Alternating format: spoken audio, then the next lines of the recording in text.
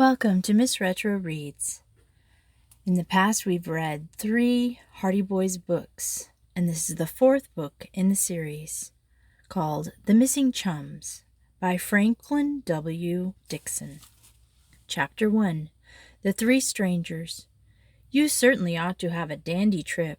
I'll say we will, Frank. We sure wish you could come along. Frank Hardy grinned ruefully and shook his head. I'm afraid we're out of luck. Joe and I may take a trip later on, but we can't make it this time. Just think of it, said Chet Morton, the other speaker. A whole week motorboating along the coast. We're the lucky boys, huh, Biff? Biff Hooper, at the wheel of his father's new motorboat, nodded emphatically. You bet we're lucky. I'm glad Dad got this boat in time for the summer holidays. I've been dreaming of a trip like that for years. It won't be the same without the Hardy Boys, returned Chet. I had it all planned out, and Frank and Joe would be coming along with us in their own boat, and we'd make a real party of it. Can't be done, observed Joe Hardy, settling himself more comfortably in the back of the boat. There's nothing Frank and I would like better, but duty calls, he exclaimed dramatically, slapping himself on the chest. Duty my neck, grunted Frank. We just have to stay at home while Dad is in Chicago, that's all. It'll be pretty dull without Chet and Biff around to help us kill time. You can put in the hours thinking of Biff and me, consoled Chet. At night, you can just picture us sitting around our campfire away up in the coast, and in the daytime, you can imagine us speeding away out over the bounding main. He postured with one foot on the gunwale. A sailor's life for me hearties. Yo-ho, and a bottle of ink. The boat gave a sudden lurch at that moment, for Biff Hooper had not yet mastered the art of navigation, and Chet wavered precariously for a few seconds, finally losing his balance and sitting down heavily in a smear of grease at the bottom of the craft. Yo-ho, and a bottle of ink, and he nearly fell into the drink, chanted Frank Hardy as the boys roared with laughter at their chum's discomfiture. Poet, sniffed Chet as he got up. Then he gingerly felt the seat of his trousers. Another pair of pants ready for the cleaners. I ought to wear overalls when I go boating. He grinned as he said it, for Chet Morton was the soul of good nature, and it took a great deal more than a smear of grease to erase his ready smile. The 4 boys, Frank and Joe Hardy, Chet Morton and Biff Hooper, all chums in the same set at the Bayport High School, were out on Bearmont Bay in the Envoy, the Hooper motorboat, helping Biff to learn to run the craft. Their assistance consisted chiefly of mocking criticism of luckless Biff's posture at the helm, and sundry false alarms to the effect that the boat was springing a leak or that the engine was about to blow up. Each announcement had the effect of precipitating the steersman into a panic of apprehension and sending his tormentors into convulsions of laughter. Biff had made good progress, however, as he had been with the Hardy Boys on previous occasions in their own motorboat, the Sleuth, and he picked up the rudiments of handling the craft. He was anxious to be a first-rate pilot before starting up the coast on his projected trip with Chet Morton the following week. He had an aptitude for mechanics, and he was satisfied that he would have a thorough understanding of his boat by the time they were ready to start. If the Coast Guard finds 2 boys like you roaming around in a great big motorboat, they're likely to give you a spanking and send you back home, laughed Frank. I'll bet you'll be back in Bayport inside of 2 days. Rats, replied Chet.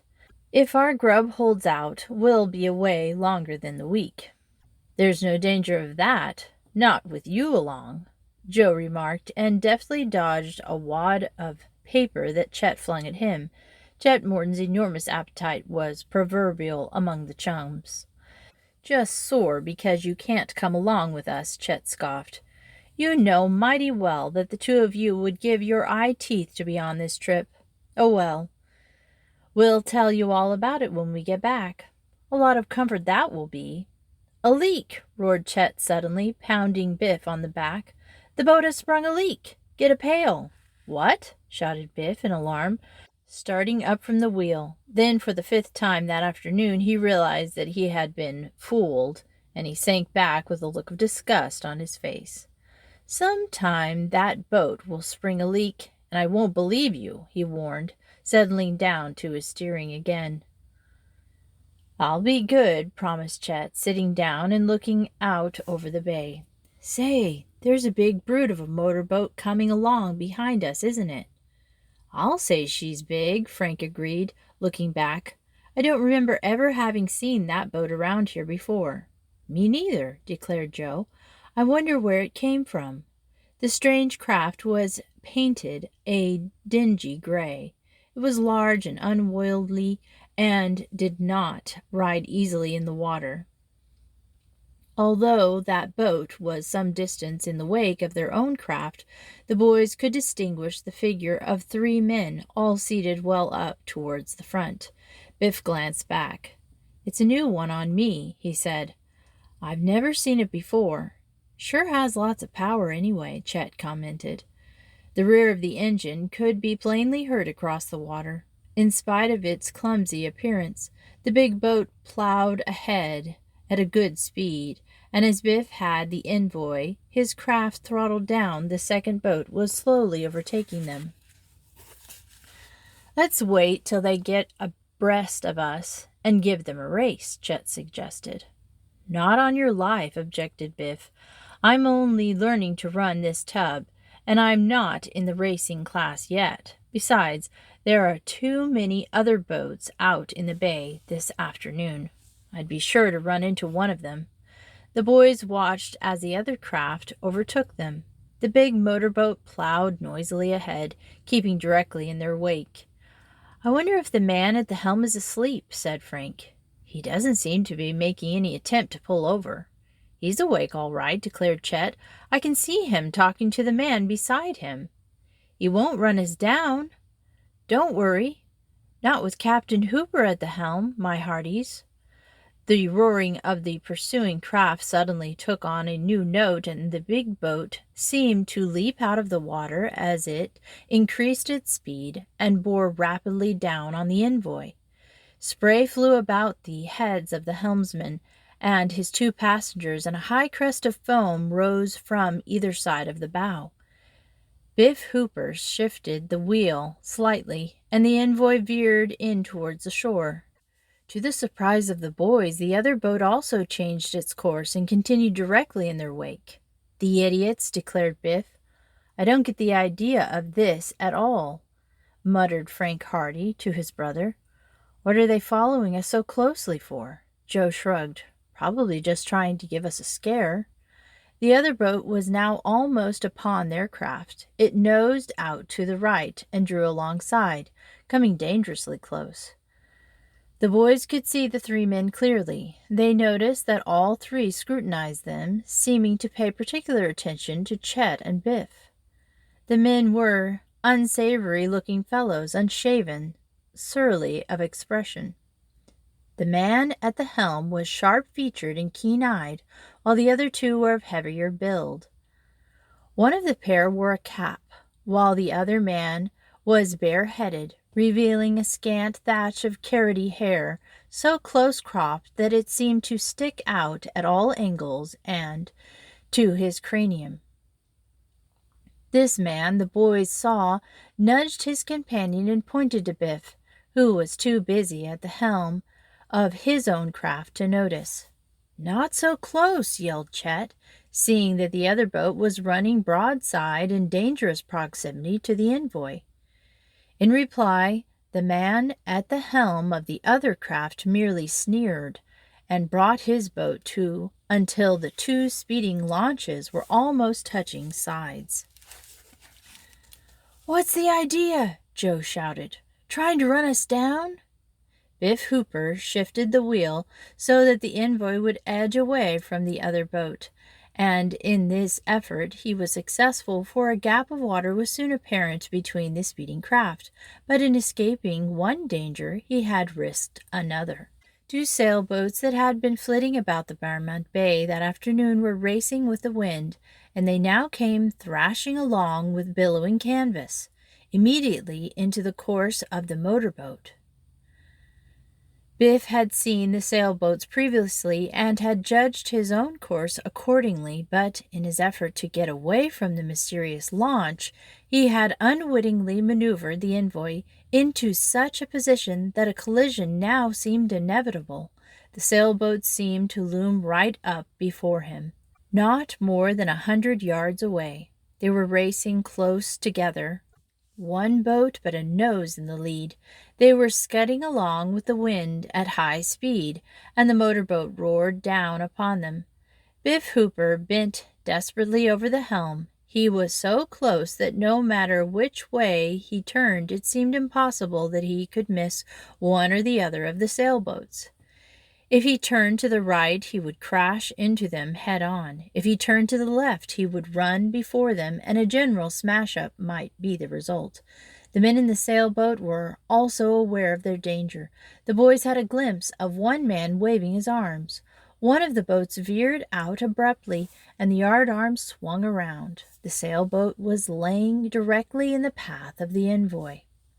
The roaring of the engine and the thrashing of the sails, the warning shouts of the boys, all created a confusion of sound. The white sails seemed to loom high above the speeding boat. A hideous collision appeared to be inevitable. Chapter 2.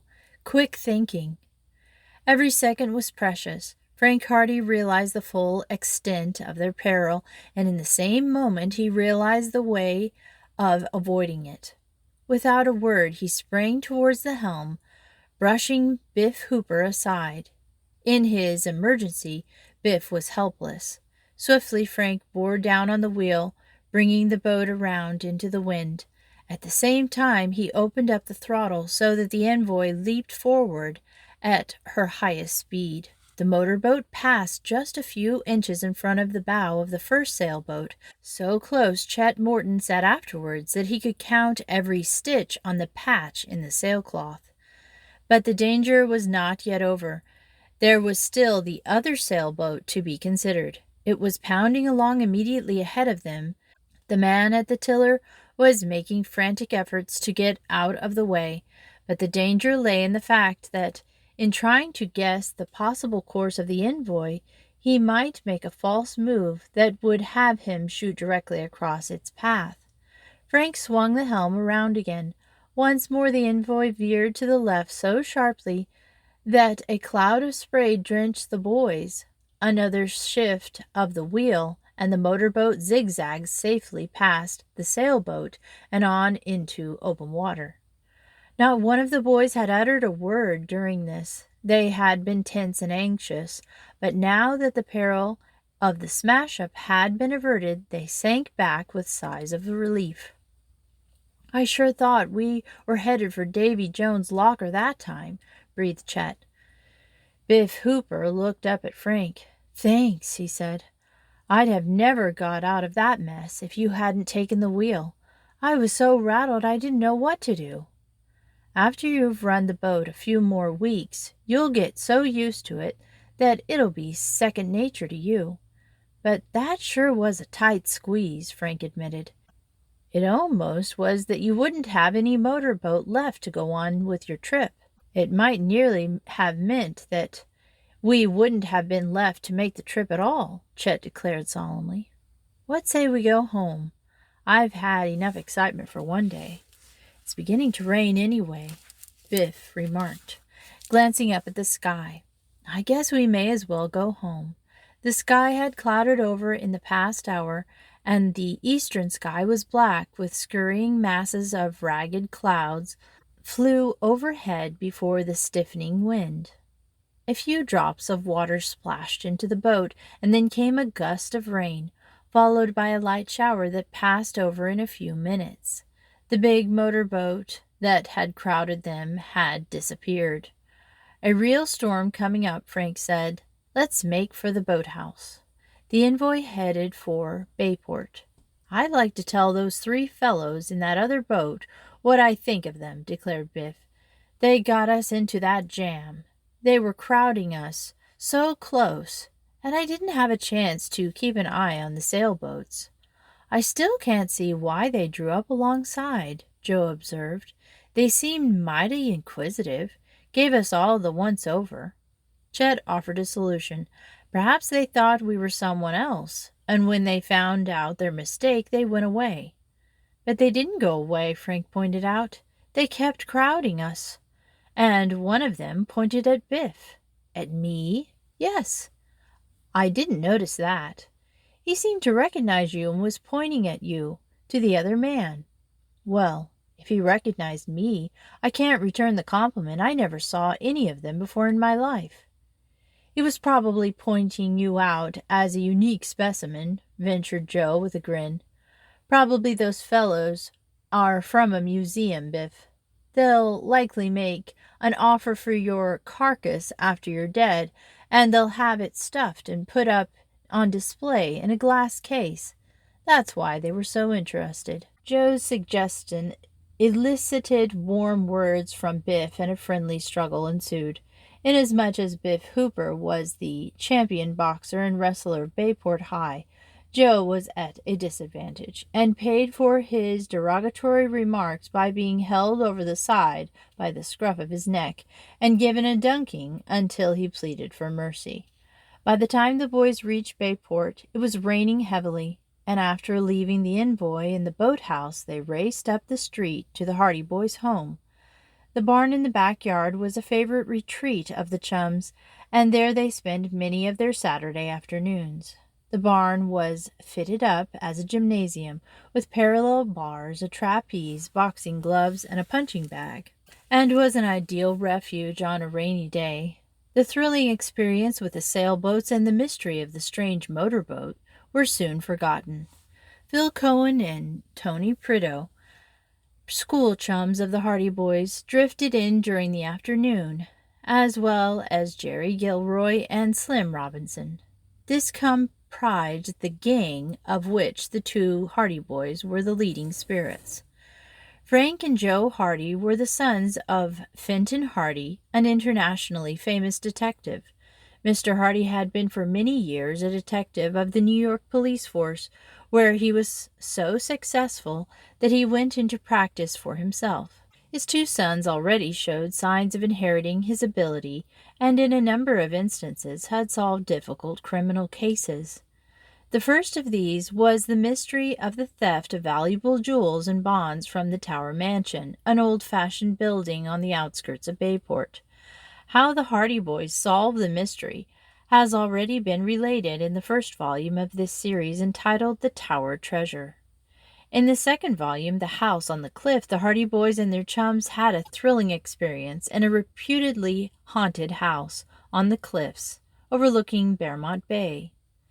This was the starting point for an exciting chase for smugglers, in which the Hardy boys came to the rescue of their father, and after undergoing many dangers in the cliff caves. The third volume of the series, The Secret of the Old Mill, which precedes this present book, relates the efforts of the Hardy boys to run to earth a gang of counterfeiters operating in and about Bayport, and their efforts to solve the mystery surrounding an abandoned mill in the farming country behind Bearmont Bay. Frank Hardy, a tall, dark-haired boy of 16, was a year older than his brother Joe, and usually took the lead in their exploits, although Joe was not a whit behind his brother in shrewdness and in deductive ability. Mrs. Hardy viewed their passion for detective work with considerable apprehension, preferring that they plan to go to a university and direct their energies towards entering one of the professions. But the success of the lads had been so marked in the cases on which they had been engaged that she had by now almost resigned herself to seeing them destined for careers as private detectives when they should grow older. Just now, however, detective work was farthest from their thoughts. Frank and Tony Prideaux were engaged in some complicated maneuvers on the parallel bars, and Joe was taking a boxing lesson from Biff Hooper, and Phil Cohen was trying to learn how to walk on his hands under the guidance of Jerry Gilroy and Slim Robinson. As for Chet Morton, the mischief maker, he was sitting on the windowsill meditating, and when Chet Morton meditated, it usually meant that a practical joke was in the offing. "I'll bet you can't skin that cat on the trapeze, Jerry," he called out suddenly. Jerry Gilroy looked up. "Skin the cat?" he said. "Of course I can." "Bet you can't." "Bet I can." "Can't, can." "Do it then. Watch me." As every boy knows, skinning the cat is an acrobatic feat that does not necessarily embrace cruelty to animals. Jerry Gilroy was not unjustly proud of his prowess on the trapeze, and Chet Morton's doubt of his ability to perform one of the simplest stunts in his repertoire made him resolve to skin the cat as slowly and elaborately as lay within his power. He grasped the trapeze bar with both hands, then swung forward, raising his feet from the floor. Bending his knees, Chet edged forward, presumably to get a better view of proceedings. But at the same time he tightened his grip on a long, flat stick that he had found by the window ledge. Jerry slowly doubled up until his feet were above his head immediately below the bar, and then commenced the second stage of the elaborate back somersault, coming down slowly towards the floor. At this juncture, the rear of his trousers was presented as a tempting mark to the waiting Chet. This was the stage of the feat for which the joker had been waiting, and he raised his flat stick, bringing it down with a resounding smack on his human target. There was a yelp of pain from Jerry and a roar of laughter from Chet. Doubled up on the bars as he was, Jerry could not immediately regain the floor, and Chet managed to belabor him twice more before the unfortunate acrobat finally found his footing. There he stood, bewildered, rubbing the seat of his trousers with a rueful expression on his face, while Chet leaned against the wall, helpless with laughter. The other boys joined in the merriment, for they had stopped to witness the incident, and after a while Jerry achieved a wry smile, although he looked reflectively at his tormentor, as though wondering just what form his revenge should take. No one enjoyed Chet Morton's practical jokes more than he did himself. He whooped with laughter, wiped the tears from his eyes, and leaned out of the window, spluttering with mirth. "Oh, boy," he giggled, "the expression on your face!" Then he was away again, leaning across the windowsill, weakly shaking with laughter.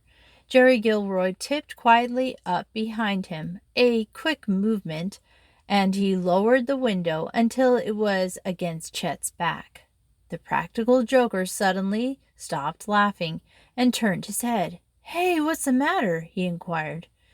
He was pinned down by the window, and he could not see Jerry picking up the flat piece of board that had been the instrument of torture a few minutes previously. But a suspicion of the truth came to him, and a roar of laughter from the other boys warned him that vengeance was due.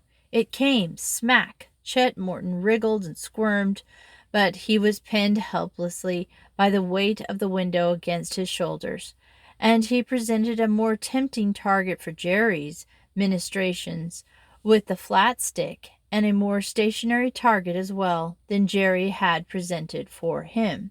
Smack, smack, smack! He roared with pain, and helpless as he was, danced vainly on the floor in his efforts to escape. Jerry Gilroy belabored him across the rear with that stinging stick until his desire for revenge had been fully satisfied, while the other boys howled with glee at the manner in which the tables had been turned. Finally, when Jerry tossed the flat stick away and joined the others in their laughter, Chet managed to raise the window and escape.